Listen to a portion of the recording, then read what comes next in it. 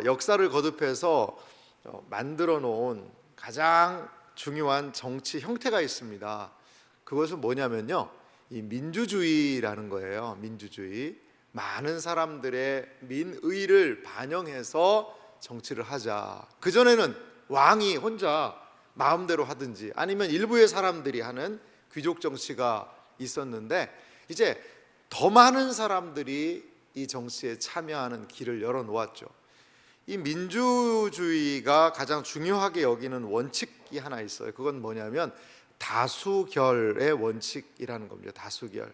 많은 사람들이 내린 결정, 많은 사람들의 생각, 이것이 의사를 결정하는 데 매우 중요한 방법이죠. 물론 우리는 소수의 의견에도 귀를 기울이고 존중해야 합니다. 그래야 참된 민주주의를 이룰 수가 있는 것이죠. 우리가 살아가는 세상은요, 다수의 사람들이 가는 길이 옳은 길일 확률이 높다, 이러한 생각을 많은 사람들이 하고 있습니다. 하지만 성경은요, 무조건 많은 사람들이 가는 길이라고 해서, 다수가 선택하는 길이라고 해서 성경은 그것이 다 옳구나 라고 말씀하지는 않는다라는 거죠. 출애굽기 23장 2절 말씀 보니까요, 성경에 이런 말씀도 있어요. 한번 보실래요? 매우 독특한 구절인데요. 다수를 따라 악을 행하지 말며 송사에 다수를 따라 부당한 증언을 하지 말며. 다수의 길을, 다수라고 해서 많은 사람들이 악을 행할 수도 있거든요. 다수라고 하는데요, 부당한 얘기를, 이 사람들이 이렇게 얘기하니까 다 우리 이렇게 얘기하기로 했으니까 너도 그렇게 얘기해야 돼, 그러면 안 된다는 거예요. 다수를 따라가지 말라라고 이야기하는 것이죠. 그러면 어디를 따라가야 될까요? 다수의 길이 아니라 참된 길을 걸어가야 된다는 겁니다.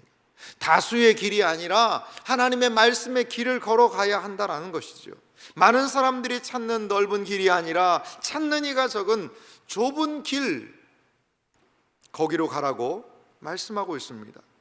우리와 함께 여행을 하는 크리스천에게 전도자는 무엇을 얘기했죠? 좁은 길로 가라라고 얘기를 했어요. 그 길을 가다가 어떻게 됐습니까? 수렁에 빠졌어요. 수렁에. 절망의 늪에 빠져가지고요, 어제요 죽을 고생을 했습니다. 죽을 고생. 근데 거기에서 간신히 빠져나온 크리스천, 그 크리스천은 과연 어디로 향하고 있을까요?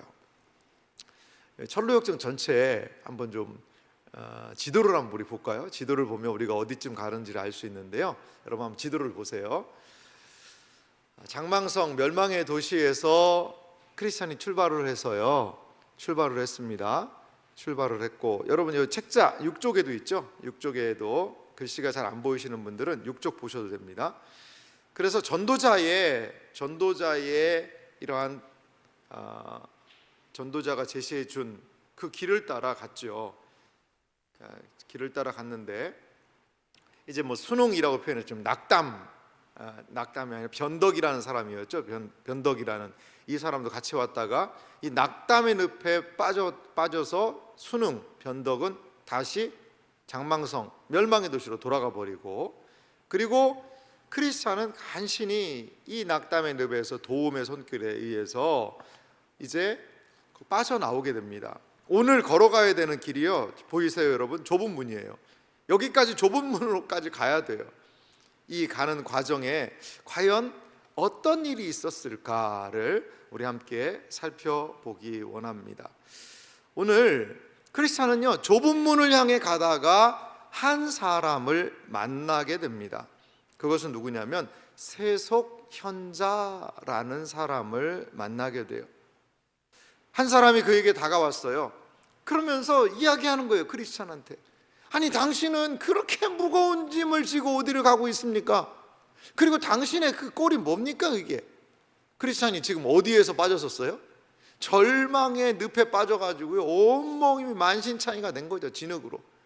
그러니까 그 모습을 몰골을 보면서 한 말끔하게 입은 사람이 이야기하는 거예요. 자, 이거에 대한 제가 그림을 한번 찾아봤는데요, 이런 그림이 있습니다. 누가 누군지 알겠죠, 여러분? 크리스찬의 모습이고요, 저 사람이 세속현자입니다. 세속현자라는 말은 존 보냐는 이렇게 표현했어요. worldly wise man. 그러니까 세상적으로 똑똑한 사람이에요. wise man이 똑똑한 사람이에요. 뭔가를 많이 하는 박식한 사람이에요. 그래서 우리 한글에는 세속, 세상, 현자다 이렇게 이야기를 했습니다. 저 세속 현자가요 막 이야기를 하는 겁니다. 그 그리스도인 크리스찬에게 말합니다. 당신의 그 짐, 그 꼴을 해가지고 뭐를 어디로 가겠다고, 좁은 문으로 가겠다고, 아이고 그랬다가는 너무나도 힘들고 어려울 수 있습니다. 이것을 이 세속 현자가 이야기하는 겁니다. 세속 현자는 무엇을 의미할까요? 세상적인 유혹이죠. 세상은 끊임없이 신자가 가는 길에 대해서 유혹합니다. 넘어뜨리려고 해요. 자, 세속 현자가 한 이야기를 한번 제가 철로역중 내용에서 가져와 봤는데 한번 제가 읽어보겠습니다. 잘 들어보시기 바랍니다. 잘 들어요. 이 길을 따라가는 한 온갖 괴로움과 어려움을 겪게 될 거예요. 낙심의 늪은 시작에 불과하지. 敵만나게 될 위험을 모두 피하면서 뜻을 이룰 수 있는 데를 알려드릴 테니 조금만 더 참고 들어보시오.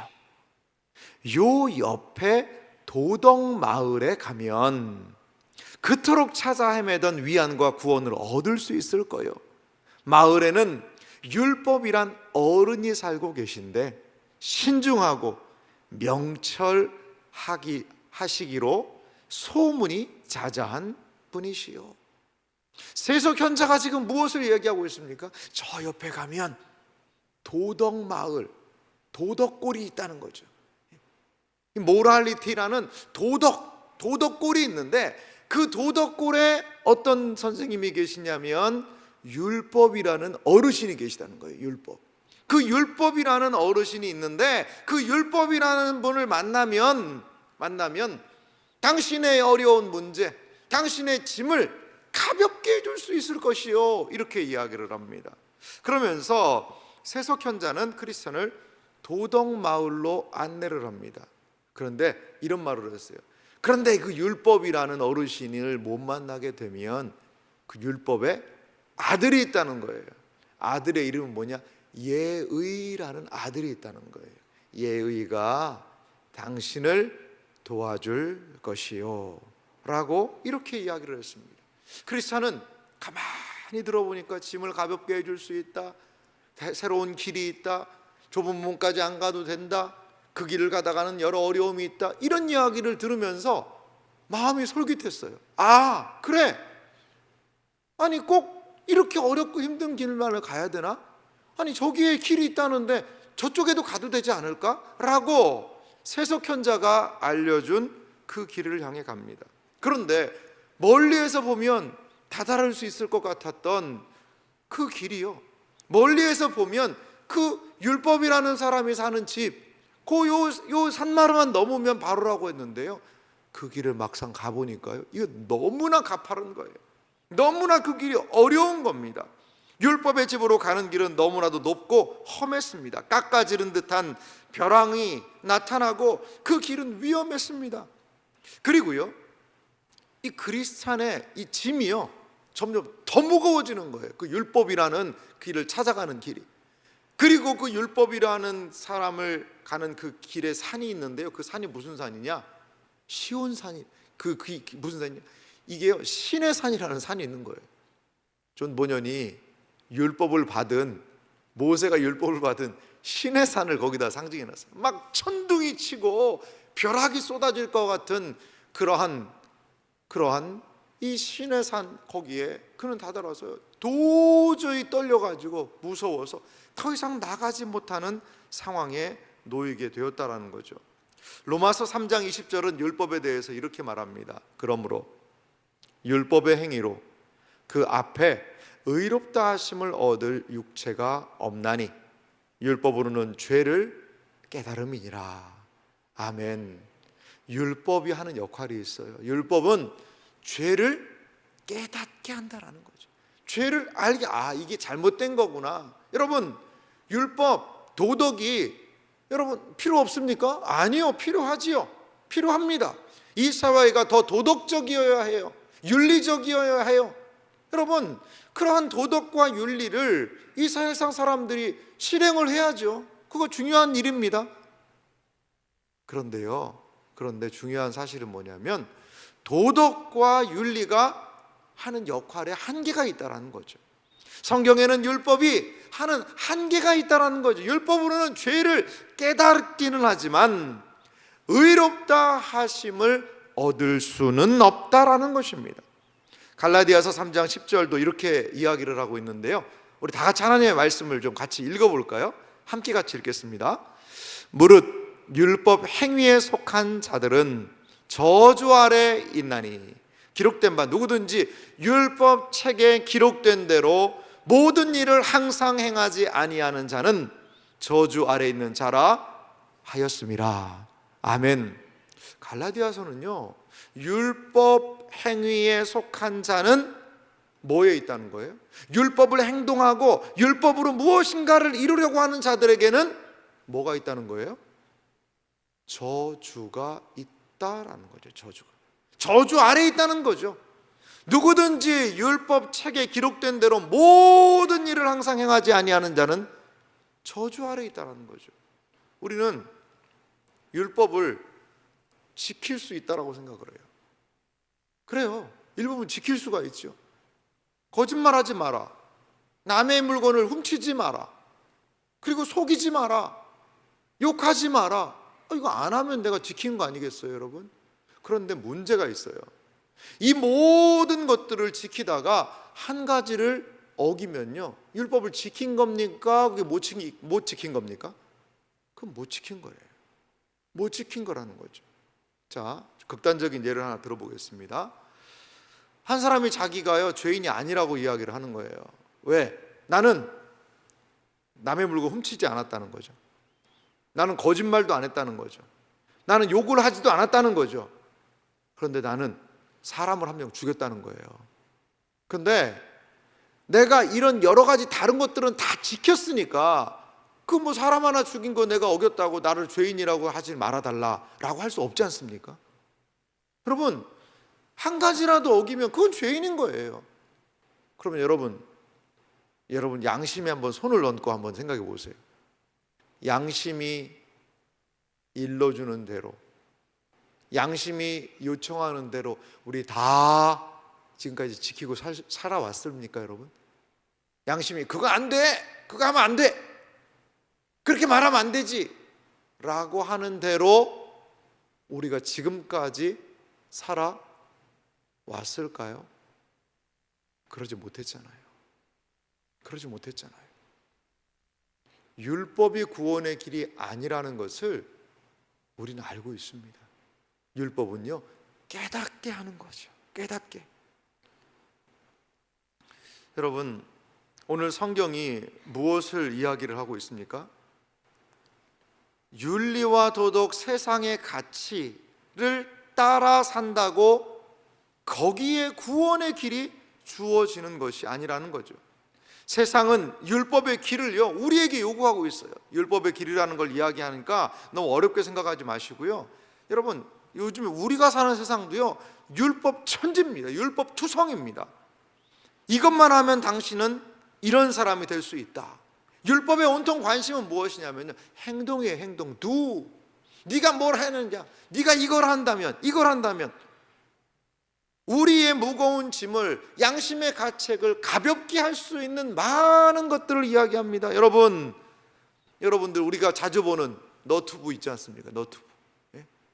그 안에 온갖 많은 것들이 다 들어있어요. 이렇게 하면 건강한다, 이렇게 하면 돈 번다, 이렇게 하면 관계가 개선된다, 이렇게 되면 네가 삶을 윤택하게 살 수 있다. 온갖 많은 율법들을 우리에게 제시해줘요. 그것만 하면 뭔가 내 삶이 달라질 것 같다라는 그러한 생각을 갖게 됩니다. 하지만 여러분 기억하십시오. 그러한 방식이 우리의 삶을 부분적으로 개선할 수 있습니다. 그러나 구원할 수는 없습니다. 구원할 수는 없어요. 그 길은 진정한 구원을 우리에게 줄 수는 없다라는 것입니다. 성경은 이러한 모든 것들에 대하여서 한 단어로 이야기합니다. 넓은 길, 멸망으로 인도하는 문이라고 성경은 그 길에 대해 말하고 있습니다. 마태복음 7장 13절이 우리에게 말씀하는 것이 무엇이지요? 좁은 문으로 들어가라. 멸망으로 인도하는 문은 크고 그 길이 넓어 그리로 들어가는 자가 많고. 여러분, 넓은 길, 세상 사람들이 다 그렇게 가는 길, 다 인정하고 그렇게 가는 길. 그런데 오늘 예수님은 무엇을 말씀하시냐면 멸망으로 인도하는 문은요 크대요. 그리고 넓답니다. 그래서 그리로 들어가는 사람들이 많다라고 이야기를 합니다. 여러분, 많은 사람들이 그 길을 간다고 해서 나도 그 길을 덜렁덜렁 따라가면 안 됩니다. 지금 걷고 있는 많은 사람들이 아니 목사님, 이렇게 많은 사람들이 걸어가고 이렇게 많은 사람들이 맞다라고 하는데 이거 가야 되지 않겠습니까? 지금 현실에, 지금 우리 눈앞에 보이는 그 많은 사람들만을 보면 안 된다는 겁니다. 그 길이 과연 어디에 연결되어 있는지를 봐야 한다는 거예요. 그 길이 어디로 연결되어 있는지를 볼 수 있어야 합니다. 넓은 문은 넓은 길로 인도합니다. 하지만 그 넓은 길은 파멸로 인도하는 길이라는 거죠. 넓은 길은 그 끝에 멸망이 자리 잡고 있는 길이라는 것입니다. 오직 구원은, 오직 하나님의 은혜는 사람들이 가지 않는 그 길이 좁은 문 안에 있다라고 성경이 이야기를 합니다. 자, 그러면 우리 크리스천은 지금 뭐 하고 있을까요? 지금 윤리라는, 도덕이라는 그 길을 찾아서 그게 지름길이라고 갔다가 그는 오히려 고생하고 있습니다. 이때에 전도자가 크리스찬에게 나타나요. 전도자가 책망하며 크리스찬은 돌이키게 됩니다. 전도자가 크리스찬에게 어떻게 올라가지도 못하고 점점 짐은 무거워지고 두려움 속에서 떨고 있는, 도덕산에 오르다가 절망하고 마른 그 크리스찬에게 전도자가 다시 찾아왔어요. 그를 책망합니다. 크리스찬은 이렇게 얘기해요. 세속 현자가 더 편하고 쉬운 지름길을 알려주겠다라고 말해서 여기까지 지금 오게 되었다는 거죠. 그런데 전도자는 크리스찬에게 한 이야기를 해줘요. 좁은 길에 대한 너무나도 중요한 이야기인데요. 자, 우리 전도자의 이야기를 한번 들어볼까요? 이렇게 말합니다. 세속 현자는 세상이 주는 가르침을 더없이 좋아하죠. 속세의 원리를 그토록 떠받드는 건 십자가에 다가가지 않는데 도움이 되기 때문입니다. 세속의 원리를 계속 따라가면 십자가를 다가가지 않아도 될 수 있다라고 사람들이 생각하게 된다는 거죠. 이런 세속적인 성품을 가진 탓에 내가, 전도자를 말합니다, 제시하는 방향이 올바른 길인 줄을 알면서도 불쌍한 죄인들을 거기서 끌어내 엉뚱한 것으로 이끄는데 여념이 없습니다. 하나님의 가르침을 물리치고 세속 현자의 속삭임을 냉큼 받아들였던 행동을 몹시 혐오스럽게 생각해야 합니다. 여러분, 무엇을 전도자가 이야기하고 있습니까? 지금 전도자가 제시한 길, 구원의 길, 영생의 길, 이것에 대하여 세속 현자는 그 가르침이 맞다는 것을 알면서도 세상은요, 이 안에 좋은 것이 없다는 걸 알아요. 그런데도 많은 사람들을 미혹해서 그 길로 이끌고 있더라는 거죠. 꽃들에게 희망을이라는 책이 있어요. 꽃들에게 희망을. 어른들을 위한 동화입니다. 아이들이 읽어도 좋은데요. 그 꽃들에게 희망을이라는 책을 저도 재밌게 봤는데요. 그림이 많습니다. 여러분, 그림이. 그래서 한 30분만 읽어도 다 읽을 수 있는 그런 책이에요. 근데 한 애벌레가요, 길을 떠나는 거죠. 길을 떠나요. 그 애벌레는 이 세상에서 가장 가치 있는 성공을 위해서 이 애벌레가 길을 떠나는 장면으로 꽃들에게 희망을 이라는 책이 시작이 돼요. 그래서 이 애벌레가요, 세상에서 가장 높은 곳이 어딜까를 물어보면서 물어가요. 그랬더니 벌레들이 그러는 거예요. 저기 가면 벌레들이 하늘 꼭대기로 올라간 길이 있다는 거죠. 그 가봤더니요, 정말 엄청난 게 있는 거예요. 막 온갖 벌레들이요, 막 하늘로 올라가면서 막 벌레 기둥을 이루어가지고 막 기어 올라가고 있는 거죠. 그래서 이 애벌레도요, 있는 힘을 다해서 올라갑니다. 그 기둥을 꼭대기를 올라가는 거예요. 끝도 안 보이는 꼭대기로 올라가요. 근데 꼭대기에 딱 올라갔어요. 꼭대기에 올라갔어요. 그 높은 꼭대기에 죽을 고생을 해서 올라갔어요. 꼭대기에 딱 올라갔더니 거기에 벌레들이 있는 거예요. 꼭대기에도. 뭐 다른 벌레들은 밑에 있고 맨 꼭대기에 벌레들이 있는 거예요. 거기 아무것도 없는 거예요. 그래서 이게 뭐야? 나 꼭대기에 왔는데 왜 아무것도 없지? 그랬더니 다른 벌레들이 그러는 거예요. 쉿, 조용해. 가만히 있어. 여기에 뭔가 있다라고 해야 다른 벌레들이 계속 올라온단 말이야. 쉿, 조용해. 이 벌레는 그 꼭대기에 아무것도 없다는 것을 발견하고 다시 자기가 올라갔던 길을 내려와요. 그리고 그 벌레들이 관심을 갖지 않는 다른 길을 걸어가요. 그게 뭐냐? 번데기가 되는 길이었어요. 번데기. 그래서 다른 애벌레들은 그만 꼭대기로 올라가고 있는데 조용히 나뭇잎에 가서 고치를 틀고 번데기가 돼요. 그러자 어떻게 됐어요? 좀 지나니 거기서 나비가 되었다는 얘기가 있어요. 나비가. 꽃들에게 희망은 뭡니까? 바로 나비죠. 여러분, 이 세상이 주는 가치도 좀 그런 것 같아요. 이제 제가 한 분의 강연을 들었는데 그러더라고요. 그분은 이제 작가인데 자기가 보기에 전혀 근심 걱정이 없어 보이는 대기업 CEO하고 밥을 먹었대요. 그것도 어디서 먹었냐? 이 유명한 작가를 모셔야 돼서 이 CEO가 어디다가 식사 자리를 잡았냐면 박물관을 대관을 했더래요. 박물관 이제 폐관을 하잖아요. 저녁이 되면 문을 닫잖아요. 근데 어떻게 섭외를 했는지 그 박물관에다가 테이블을 차려놓고 거기에서, 왜냐하면 이 작가의 수준을 맞춘 뭔가 독특한 이벤트를 해준 거죠. 그래서 정말 멋진 음식을 차려놓고 자기를 기다려서 거기서 이야기를 하면 식사를 했대요. 그런데 세상 부러울 것 없고 그 성공하고 그 높은 데 있는 그 회사의 CEO가 이 작가한테 이렇게 묻더라는 거예요. 작가님, 저 어떻게 살아야 됩니까? 저 어떻게 좀 해야 되죠? 수많은 사람들이 이 사람을 보고 있는 거죠. 수많은 사람들이 CEO의 입에 주목하고 있는 거죠. 근데 어떻게 해야 될지를 모르겠다는 거예요. 어떻게 해야 될지. 그래서 작가님이 책을 쓰는 분이고 지혜가 많은 분이니까 그 지혜를 저한테 좀 알려주십시오. 그래서 그 작가가 강연할 때 한 말이에요. 내가 어떻게 압니까 그거를?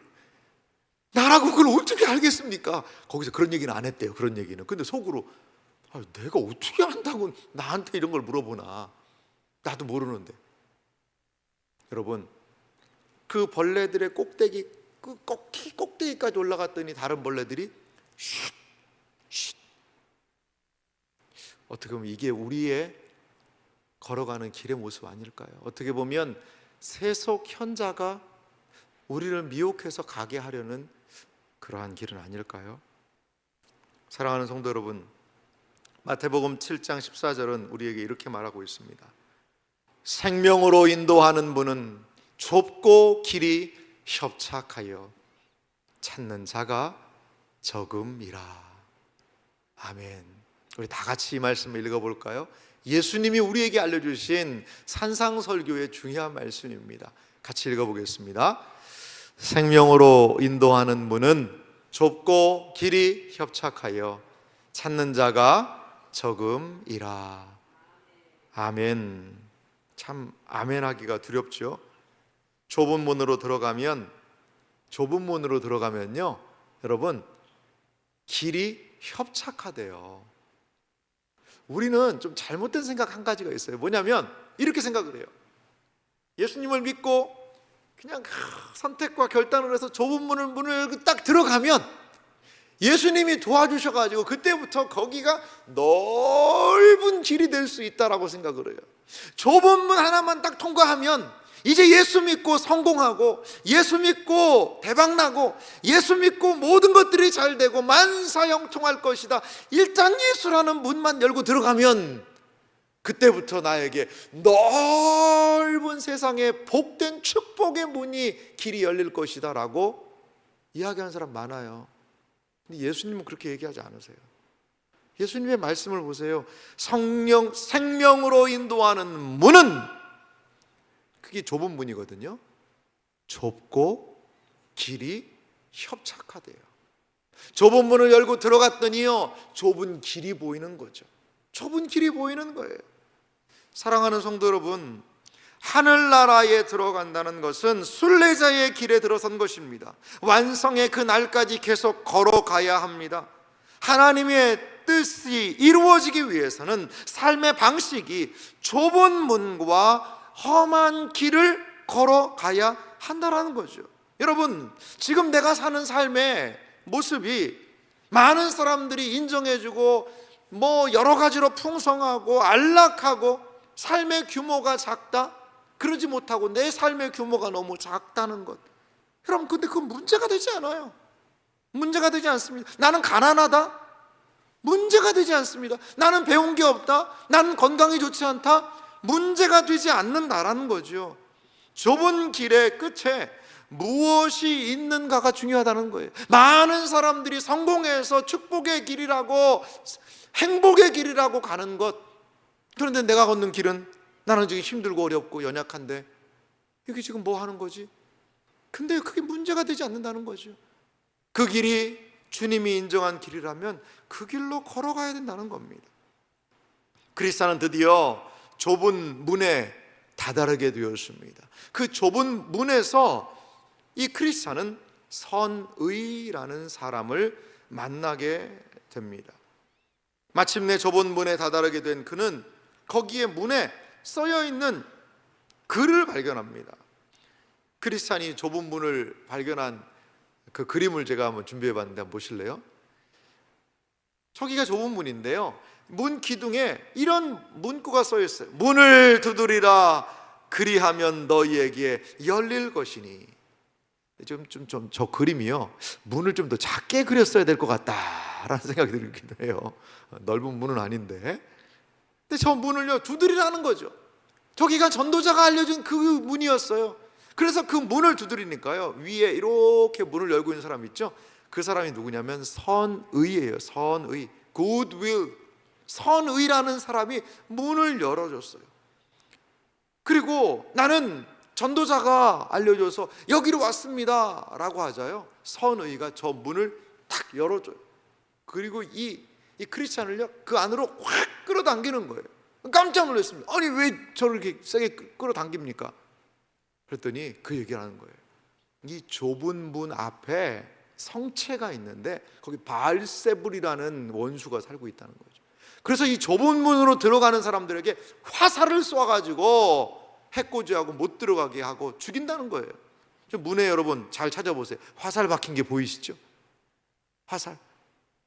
그래서 문 안으로 들어오게 되었습니다.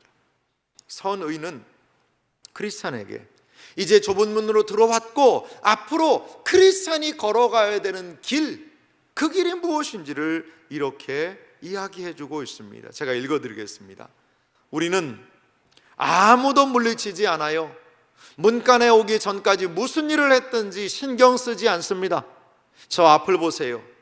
좁은 길이 이어지는 게 보입니까? 저게 대기 걸어가야 할 길입니다. 믿음의 선조들과 선지자들, 그리스도와 그분의 제자들이 닦아놓은 길입니다. 어때요? 마치 자를 대고 근 것처럼 반듯하죠?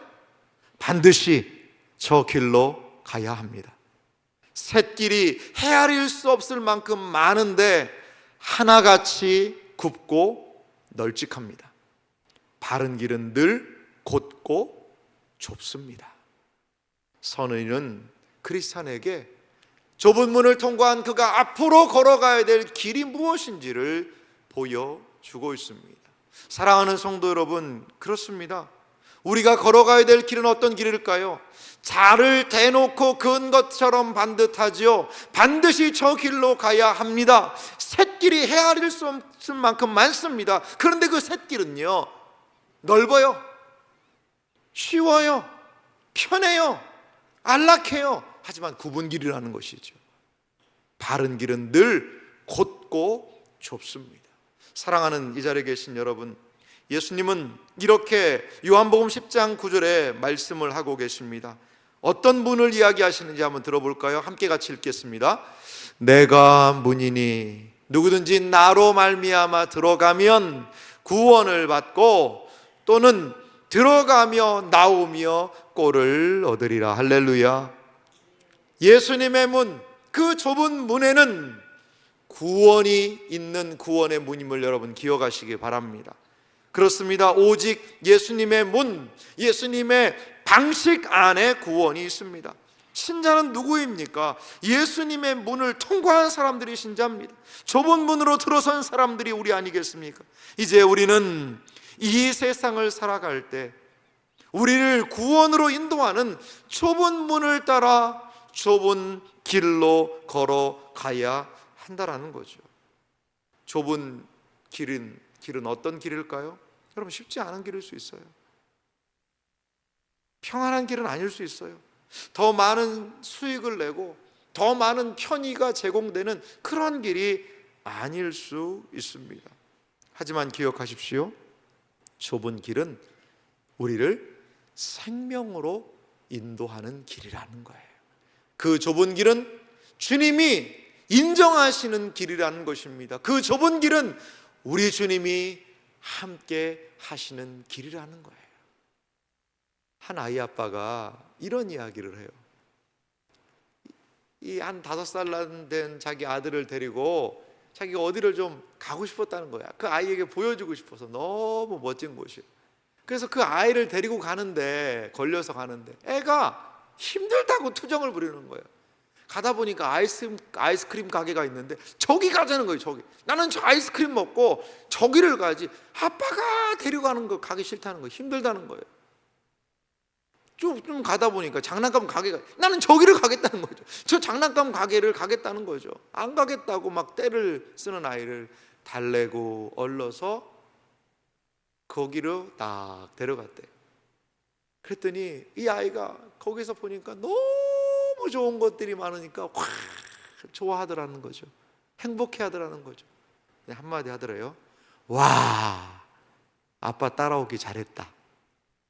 와, 아빠 따라가길 잘했다. 사랑하는 성도 여러분, 좁은 길을 우리가 가야 되는 이유는 뭐냐면요, 아버지 하나님이 인도하시는 길이에요. 그게 바로 아빠 따라가는 길입니다. 지금은 넓은 길이 더 좋아 보일 수 있고, 지금 당장 나를 편하게 유익해주는 그 방식과 이 세상에서 인정해주는 많은 사람들이 따라가는 곳이 더 행복한 길인 것 같아요.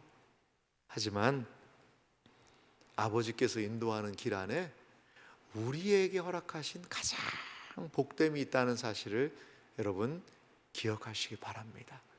이것이 바로 좁은 길이에요. 힘든 길이죠. 어렵지요. 하지만 그 길의 끝에는 아버지 하나님께서 우리를 허락하신 생명과 은혜가 있다는 사실을 기억하시기 바랍니다. 그래서 우리에게 주어진 길, 생명과 구원의 길, 그리고 쾌락과 즐거움과 이 세상의 유익의 길이 아니라 은혜와 사명, 생명의 그 길로 나아가는 그런 복된 은혜가 우리 모두에게 있기를 주님의 이름으로 축원합니다.